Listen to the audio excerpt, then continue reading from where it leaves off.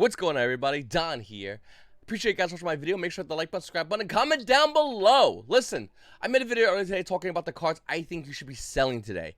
And I do think there's opportunity when you sell those cards because you use that money to buy some of these cards, which I think are going to be going up higher in value.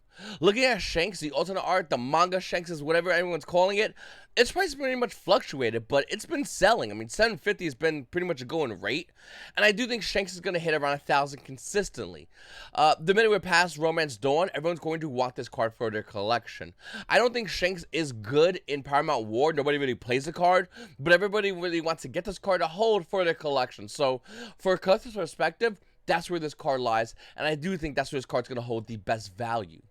Up next, Nami. Nami is insane, like, really good. We're going to be getting the manga art Namis if you ordered the Bandai, the thing that had all the manga art cards. That's going to come out middle of next year, and that's nice, but manga art Nami is just better, like, easily, minimum. Now, I do think the value of this card might go down a little bit in the short term, but then again, I do think that's going to turn around and go back up quickly soon. And the reason why I'm saying that is because with Romance Dawn getting a reprint coming out and being available even easier to everybody, more of these will be cracked open and pulled. And more than likely, those people will be selling those unless they have extra 600, depending how you look at it, maybe a little more, a little less, burning a hole in their pocket to buy the rest of the play set. With that said, if you're playing red, you pretty much need Nami. You need this card. Yes, it has a little rarity, but people want the highest rarity, and there's already people out there playing Nami already, so it's up to you whether or not you want to grab this card or don't grab this card. Me personally, I'm going to be grabbing my playset soon. I think Nami is a great parallel leader. It's probably the best parallel in this set, arguably besides manga Shanks. Obviously, I think that's better for collecting, and this is a better competitive card in the set. Then we have, well, Roronoa Zoro, the leader. Now, once again, Roronoa Zoro, the leader, is going to get the manga version. I personally like the manga version more, but what I like and what's good are two different things. Roronoa Zoro, obviously, is still really good. Even in Paramount War, it's probably, arguably, the best deck in the entire game, which is crazy, being the fact that it's pretty good here, right now. As you're watching this video, it's also arguably a tier 1 deck, and it becomes a more dominant tier 1 deck with the release of the next set, Paramount War, coming up soon. So, looking at Roronoa Zoro, the current price of this card is roughly around $130. Is it worth it? I want to say no so badly. It's kind of stabilizing very shortly, but not really that well, being the fact that the last stabilization price shows to be 109, when we could clearly see it's not that.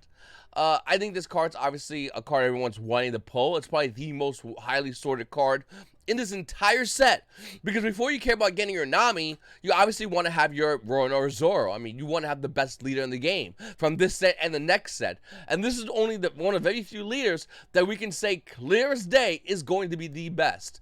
So I don't know what you're gonna do. I already got mine already, but I do think if I didn't own one, I would just bite the bullet and buy it if I wanted to get a max rarity Zoro deck or red deck. Then we have the Roronoa Zoro, the parallel artwork of this card, and the artwork looks amazing. The value is, I mean, this card's been selling for 120 over here, 115s.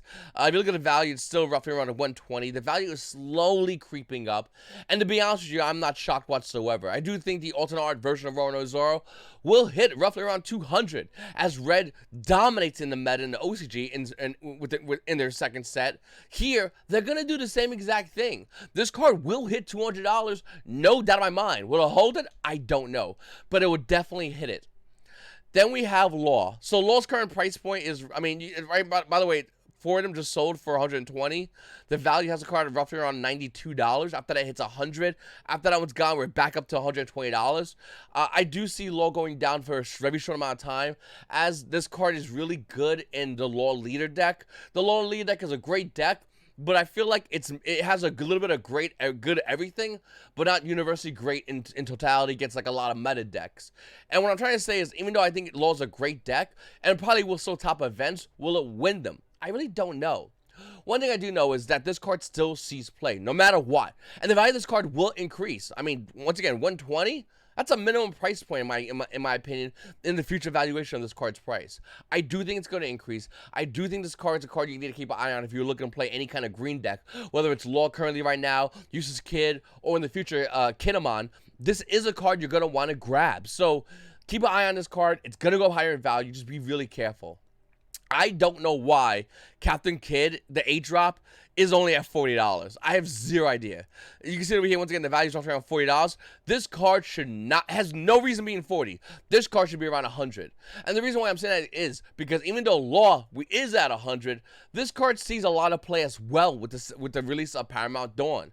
And I do think that Useless Captain Kidd is a great card that is going to help you. It's basically going to be one of your boss cards. Not the boss card, but one of them. And I do think this card's still really good. Captain Kidd is still really good. And I do think, even with the next set coming out, it's still going to be seeing a lot of play. So, will see play at 4? Probably not, as players know how to play around this card a lot easier. But will it see play? 1,000,000%. I would secure at least 2 of these cards just to have, just in case you're looking to play any of those green decks in the future. So, Don Quixote Doflamingo. In my earlier video, I talked about how blue is going to change. And Doflamingo is not going to be the main blue leader. It might go to Crocodile for a short while, but it's definitely going to be going to the OP2 new leader. And with that said, is Don Quixote Doflamingo this 3-drop going to see play? Yes. This card is $100 minimal. It's been selling all day long for about $40. You can see it over here. Once again, all day long, about $40. Look at the current value. It has it roughly around $40. I think you need to get 4 of this card. Blue decks in the future run 4 of this card. I know I talked about how the fact that Boa Hancock is a card people are going to be selling in my earlier video.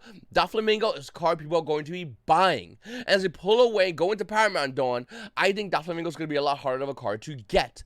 You need to get 4 of these as fast as humanly possible. Kaido is insane. And I don't know why people haven't figured this out yet. Like, arguably the best deck in the game, Blood Bowl Crocodile, is Scared Crapless against Kaido. Green decks don't want to look at Kaido. The only deck Kaido is like, oh man, this is annoying, is a really fast red deck, which gets checked currently in the game by everything else. Kaido is the saving grace. And I do think in February with the Treasure Cups, Kaido is going to be topping it, and if not winning a lot of those events due to how aggressive it can be and how slow everybody wants a game state to be. Up until Kaido hits the board, then it's, oh my god, we got to get rid of this kid as fast as possible. We have a 12,000 Kaido touching down.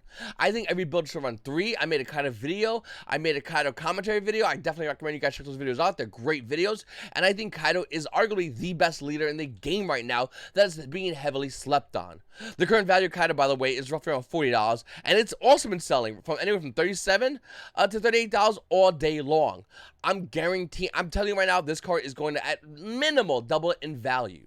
Same goes for King, by the way. I think you should run 3 Kings. If you do Kaido right and you have Onigashima Island, if you bring out Kaido with a Don 6, Island makes it 5, you go on your turn, you Don 2, and you're in King range.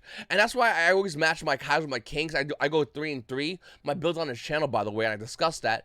And I think how crazy it is that players are not playing matching their Kings to their Kaidos. I mean, you go 3 on these, and you see them, well, your opponent's going to have a bad time playing the game.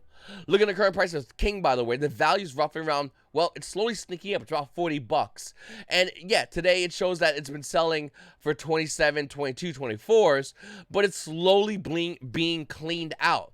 There's a 6 wool over here at the card at $40, and it holds it for a good amount of time. But I'm telling you right now, King will double in value. This is not a maybe. Like, King is such a broken card, as well as Kaido. I would argue King might be even better, being the fact that the other purple deck does run some Kings. So keep an eye on this card. I think it's a great card and definitely underestimated. Just because we talked about the parallel version of Zoro does not mean the fact that the regular Zoro, super rare, will not be going down in value anytime soon. It's been selling at 4s non-stop. You can see over here another 4 and another 4, 2. It's been selling roughly around $27, and that's the current price point of the card. Zoro will 100% see play. It's a must-have card, and if you want to play anything that looks red, you're going to play 4 of these. Not like 3 of these, or maybe I'll pop 2 in. No, you run 4 of these in every deck that's red, period. And with the release of the next set, guess what? You still run 4. There's no room for negotiation. So I do think Zoro's great, and if you have the SRs, you're good to go. But if you want the parallels, they're slowly creeping away. I do think the SRs will increase in value as well. And wouldn't be surprised this card by February hits double in value because of how scarce it is. Now, I always talk about box toppers, and I think every box topper is needed. I own a playset of every single box topper at a Romance Dawn. Mind you, it was 1 per box. Like, that's insanely rare. With that said, there are some more rare than the others. Obviously, I can talk about Alvida, but let's talk about the waifu, Perona. Perona also sees play, as well as Alvida, in future blue decks. Ain't that funny? So with the release of Paramount Dawn, you're gonna need your Perona, and if you can get box toppers, that'd be really good. You're gonna need your Alvidas. If you get box toppers, that'd be really good. And you need that playset Don Quixote. You get those cards right then and there. Just wait for Ivankanov in Paramount Dawn, you're basically ready. At max rarity, of course. Now, you can get cards a low rarity all day long. They're cheap to get. I'm not talking about that. But I am talking about Perona box toppers. The value's all over the place. And today, it's been selling anywhere from $13 to roughly around $15. The current value of the cards roughly around $14, but quickly goes to $15. Listen. You can get your regular Peronas, but if you see a box of Perona, it's going to change your life. Anyone owns one, comment down below. You know exactly what I'm talking about. And same with Avita, by the way. She's no different. I think box toppers, just universally, are great. Like I said, if you can get a playset of each, I would recommend it. Because when Paramount Dawn comes out, I mean, just by being scarce alone, they might rise in value. And I do think if those cards see any play, like, I don't know, the Cat or Perona or Avita, the values also will rise in value insanely high when you can't crack any more boxes of Romance Dawn due to the fact that it's gone and we now have Paramount War out. So, listen, I just want to make this video, guys. Like I said, I want to make a quick buy video, a quick sell video. Comment down below. Let me know what you like. Let me know what you're interested in. I have a ton of One Piece content on this channel. This channel's made only for One Piece, and I'm going to be streaming YJ_Paisano. I'm looking to stream some One Piece, and I'm excited about the future of this channel. The channel's been growing really fast. Your comments definitely fuel this channel, as well as you guys hitting the subscribe button. And go ahead and follow me on Twitch. Links will be down below when I do stream some One Piece. We're going to be streaming One Piece as much as possible because I want to get as much gameplay as possible as I hopefully get off the wait list onto a treasure cup and I can compete in this game because I'm loving this game. And I'm telling you right now, we're going for the wins. Listen, guys, this is Don, and you guys all have a great day.